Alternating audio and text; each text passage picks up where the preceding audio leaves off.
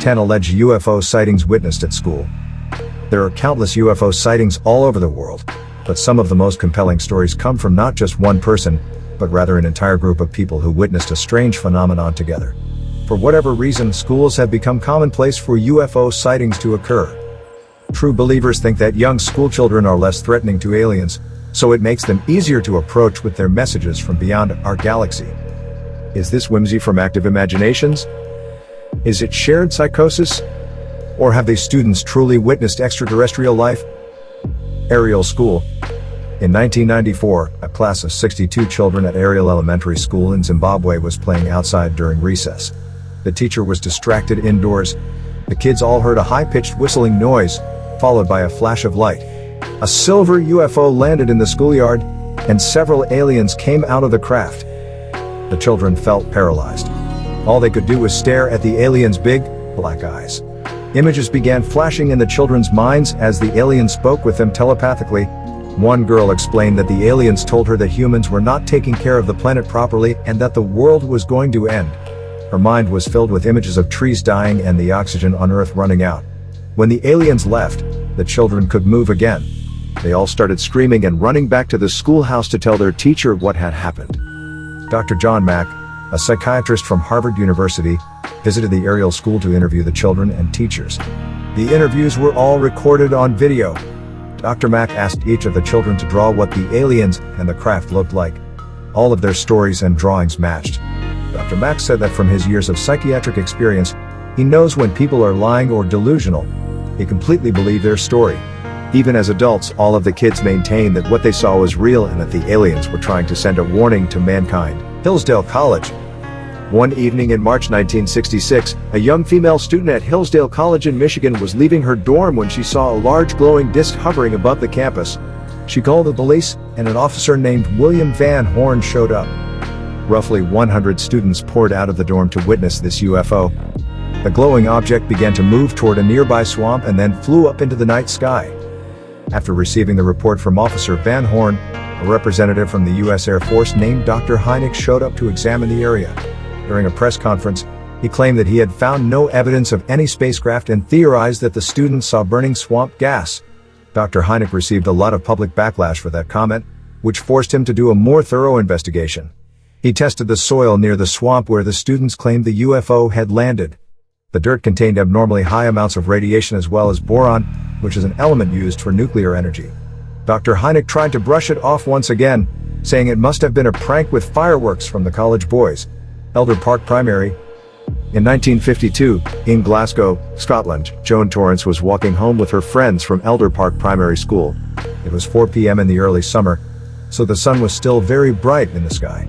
Joan had just made it across the playground when the sky suddenly went dark. Her friends didn't seem to notice, as they continued walking. Joan turned around to look back at the school, and she saw a sombrero-shaped silver saucer hanging above the building. It was so large that it blocked the sunlight. The janitor and one teacher came out and stared up at the UFO too. Joan felt frozen in place like she couldn't move. The UFO began to rotate, and time stood still. In the blink of an eye, she could hear a whistling sound, and the ship blasted back up into the sky. When she got home, Joan told her mother about what happened, but she didn't believe it. But the next day, the newspaper reported that locals in the town had seen a flying saucer, Broadhaven Primary School.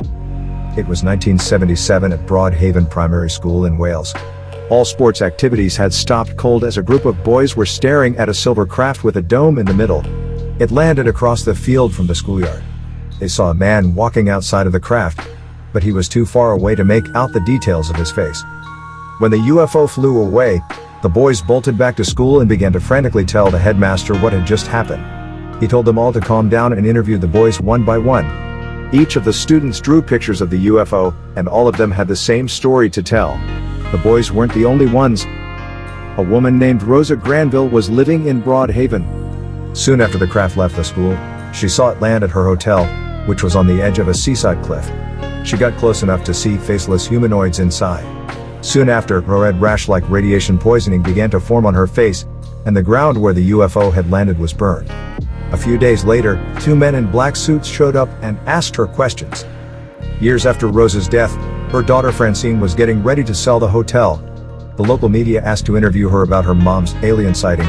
She had no idea her mother had seen a UFO because she'd never talked about it.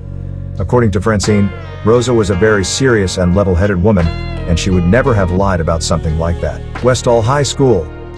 In April 1966, a class of students was outside getting exercise at Westall High School in Melbourne, Australia, when they saw a silver disc flying above them.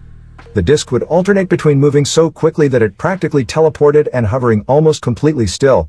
A few of the students rushed inside to tell their friends. More and more people began to come out to see this UFO, totaling over 200 witnesses, both teachers and students. The UFO eventually descended into the woods. Then, it shot back up, turned on its side, and disappeared completely in a flash of light. Students and teachers of Westall High weren't the only ones to see this. One witness from the town ran to the area in the woods where the UFO appeared to go down, and sure enough, there was a large circle where the grass had been pushed down. Something heavy had recently landed there. He tried to visit it a second time and came face to face with armed men in military uniforms. They were checking the ground for radiation with a Geiger counter. According to National Geographic, the government flight records for that day have been destroyed, so there has never been any conclusive answer as to what the silver disc actually was. Greenwich Elementary School. In 1948, a 9-year-old girl named Linda was walking home from school for her lunch break with a friend in Greenwich, Scotland. They both heard a strange buzzing noise and looked up to see multiple flying saucers in the air. The UFOs were flying so low that they could see occupants inside, but they couldn't make out their physical features. Instead of feeling scared, they treated it like any child would when seeing a low-flying airplane or hot air balloon. They began waving and jumping up and down. The aliens waved back.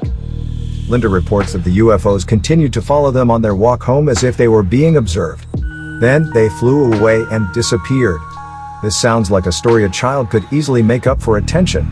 However, in 1948, the chances of a 9-year-old girl knowing what a stereotypical UFO looks like were slim. Aberdeen Elementary. Jane Freeman was playing at school in Scotland when she noticed a silver flying disc in the sky. Nothing remarkable happened, and no one else was there to see it. The UFO flew away. Even though she had never thought about it before that day, she suddenly had an interest in space and was looking for knowledge about life on other planets. A few years later, her parents had moved the family to a new house in England. In the middle of the night, Jane heard a noise and looked out the window to see a UFO shaped like a swollen pancake. She happily ran outside and was greeted by an alien who looked like a human man wearing a black suit. As an adult, the same humanoid aliens apparently visited her a few more times. Her descriptions of the events align with other stories by apparent abductees, but there were never any other witnesses to her claims. St. Mark's Primary School. In 1978, a group of schoolchildren was playing outside at St. Mark's Primary School in Glasgow, Scotland. They all witnessed a silver UFO shining in the sky, hovering above the school. One of the boys, named Ewan Riley, described it as being shaped like two fedora hats joined together. Compared to other UFO sightings, this one was relatively small, at only 1.2 meters, 4 feet, across. None of the teachers witnessed this. When the kids tried to tell them that they saw a UFO, they were brushed off as having overactive imaginations.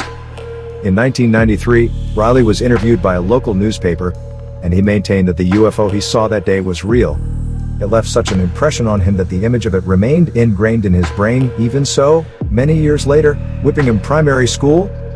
2 boys attending the Whippingham Primary School on the Isle of Wight in 1967 were on the school grounds when they noticed ash and sparks falling from the sky around 8:45 a.m. They looked up and saw a large UFO. They described it as being milky white because it reflected the surrounding clouds in order to blend in. As the day progressed, the boys looked out the classroom window.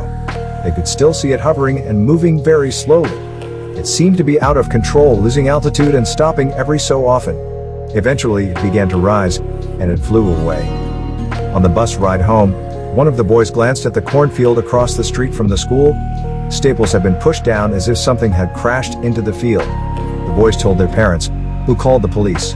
Investigators looked at the cornfield, and sure enough, there were crop circles in a vortex pattern. Crestview Elementary School. The National UFO Reporting Center was established in 1974 to collect sightings from witnesses who were rejected by traditional media outlets. One of these stories happened in Miami, Florida, at Crestview Elementary School in 1967. According to one witness, over 100 children and teachers were playing outside at recess when 3 oval-shaped flying saucers broke through the clouds. One of the UFOs was as big as a cruise ship, and the other two were much smaller. The teachers were frantic, unsure of what to do. The big ship landed in a field near the school, and the other two ships disappeared from view. The children were told to run back to their homes immediately. A couple of the students jumped on their bikes, and instead of heading home, they rode toward the UFO landing site as fast as they could. There was no aircraft in the field, but the ground looked burned, and the grass was pushed down. The next day, uniformed men from the government were surveying the area, and local reporters from the Miami Herald interviewed the boys on the bikes. Instead of reporting the boys' testimonies about the UFO, the newspaper claimed that 3 helicopters had scared the teachers and students.